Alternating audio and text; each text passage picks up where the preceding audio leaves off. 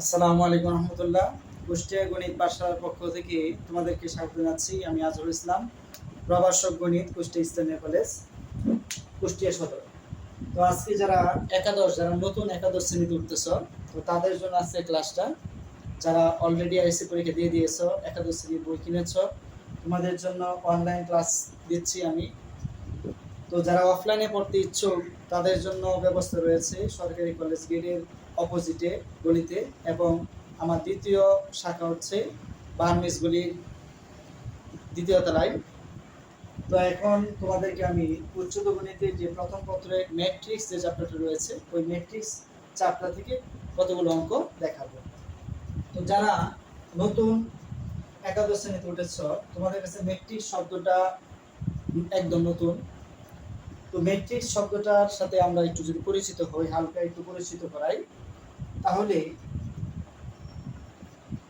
কতগুলো সারি এবং কলামকে যদি আমরা দেখো এরকম, এই যে দেখো 1 2 3 4 5 6, দেখো আমরা যদি লক্ষ্য করি এই যে এইদিকে যে রয়েছে এটাকে আমরা বলবো সারি, এই যে একটা সারি, আর এটাকে আমরা বলবো আর একটা সারি, দুটো সারি।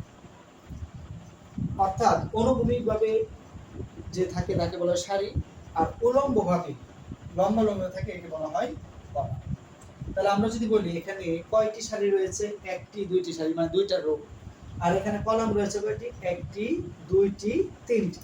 কলাম যদি আমরা লক্ষ্য করি যে কলামটা কি রকম, এই যে লক্ষ্য করে যে একটি কলাম, এই যে দুইটি কলাম, এরপরে হচ্ছে কি তিনটি কলাম।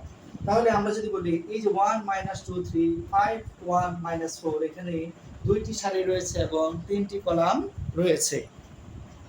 তাহলে যদি লক্ষ্য করে আমরা দেখি যে কতগুলো তোমার তথ্য, যেমন 1 2 3 4 5 6, এই যে তথ্যগুলো আছে বা সংখ্যা, এই সংখ্যাগুলোকে যদি আমরা কি করি, তোমার এই যে সারি এবং স্তম্ভ রূপে আমরা যদি প্রকাশ করতে পারি, এবং এর সাথে দেখো আমরা একটা আয়তাকার একটা বিন্যাস পেলাম, তাহলে আমরা একে বলবো কি ম্যাট্রিক্স। তাহলে একটা ম্যাট্রিক্স প্রকাশ করা যায় কয়েকটা চিহ্ন দ্বারা। এই যে আমরা এইভাবে তৃতীয় বন্ধনী দ্বারা ব্র্যাকেট যদি দিই, এটাও ম্যাট্রিক্সের চিহ্ন। আবার যদি আমরা এরকম প্রথম বন্ধনী দ্বারা বা ফার্স্ট ব্র্যাকেট দ্বারা আবদ্ধ করে দিই, এটাও কি ম্যাট্রিক্সের চিহ্ন। তাহলে আমরা বলতে পারি যে ম্যাট্রিক্স প্রকাশ করা যায় এইভাবেও, তৃতীয় ব্র্যাকেটের মাধ্যমেও, আবার প্রথম বন্ধনীর সাহায্যে কি ম্যাট্রিক্স নির্ণয় করা যায়, ম্যাট্রিক্স প্রকাশ করা যায়। তাহলে একটা ম্যাট্রিক্সের মধ্যে সারি থাকবে এবং কলাম থাকবে। তাহলে সারি এবং কলাম তুমি চিনতে পেরেছো, এই যে এইভাবে অনুভূমিকভাবে অর্থাৎ ভূমির সমান্তরালে থাকবে, এগুলো হচ্ছে সারি। আর লম্বা লম্বিকে বলে উলম্ব, এগুলো হচ্ছে কলাম। এই যে কলাম, এই যে কলাম, ঠিক আছে। আর সারি কি, সারি থাকবে এই যে 1 2 3 একটা সারি, এই যে 1 2 3 একটা সারি। তাহলে আমরা এখানে দেখলাম যে এখানে এই যে রো 1 একটা সারি, দুইটা সারি, আর এখানে কলাম হচ্ছে একটি, কলাম দুইটি, কলাম তিনটি। তাহলে এইরকম ভাবে কি থাকবে, সারি এবং কলামের সমন্বয়ে যে আয়তাকার যে বিন্যাসটা আমরা গঠন করব, এর নামে ম্যাট্রিক্স। এখন দেখো তোমাদেরকে আমি যদি একটা অঙ্কের সাহায্যে দেখাই, দেখো এখানে কি আছে তোমার, যদি a সমান 1 2 3 5 1 4, a একটা ম্যাট্রিক্স এবং b একটা ম্যাট্রিক্স 2 3 5 1 4 2 হয়, তবে 2a এবং a প্লাস b এর মান বের করো। তাহলে মূলত তোমাদেরকে আমি প্রথম যে জিনিসটা শিখাবো, ম্যাট্রিক্সের গুণ শেখাবো, ম্যাট্রিক্সের যোগ শিখতে হবে, ম্যাট্রিক্সের বিয়োগ শিখতে হবে, ঠিক আছে। তাহলে প্রথমে দেখো কি আছে এখানে, 2a বের করো। তাহলে আমরা প্রথম কাজটা যদি করি, প্রথম অংশটা করি, যে 1 নম্বর অঙ্ক আমরা করতেছি, প্রথম অংশ আমরা করি, প্রথম অংশ 2a বের করতে বলছে। তাহলে 2a যদি আমরা বের করি, তাহলে আমাদের দেওয়া আছে a ম্যাট্রিক্স এবং b ম্যাট্রিক্স দেওয়া আছে, এখান থেকে আমরা 2a বের করি। তার মানে লিখতেছি দেওয়া আছে a ইকুয়াল 1 2 3 5 1 4। তাহলে এখানে আমরা কি বের করব, 2a। সুতরাং 2a সমান, তাহলে যে 2 তারপরে হচ্ছে এই যে a ম্যাট্রিক্স লিখলাম 1 2 3 5 1 4। এখন দেখো 2 দ্বারা a ম্যাট্রিক্সের উপাদানগুলোকে কি করতে হবে, গুণ করতে হবে। যদি আমরা গুণ করি, একদম সহজ, 2 দ্বারা গুণ করলে 2 একে 2, 2 দ্বারা গুণ করলে -4, 2 দ্বারা গুণ করলে কি 6। এখন 2 দ্বারা 5 রে গুণ করলে হবে 10, 2 দ্বারা 1 কে গুণ করলে হবে 2, 2 দ্বারা -4 কে গুণ করলে হবে -8। একদম সহজভাবে আমরা গুণ করলাম। দেখো আমাদের দ্বিতীয় অংশে কি বের করতে বলছি, a প্লাস b এর মান, অর্থাৎ ম্যাট্রিক্স a এবং ম্যাট্রিক্স b তুমি যোগ করতে হবে। তাহলে আমরা দ্বিতীয় অংশ যদি করি a প্লাস b সমান, তাহলে a ম্যাট্রিক্সটা কত আছে আমরা লিখব এখানে 1 -2 3 5 1 -4 প্লাস b ম্যাট্রিক্সটা আমরা লিখব, b ম্যাট্রিক্সটা কি আছে তোমার 2 3 5 1 4 মাইনাস।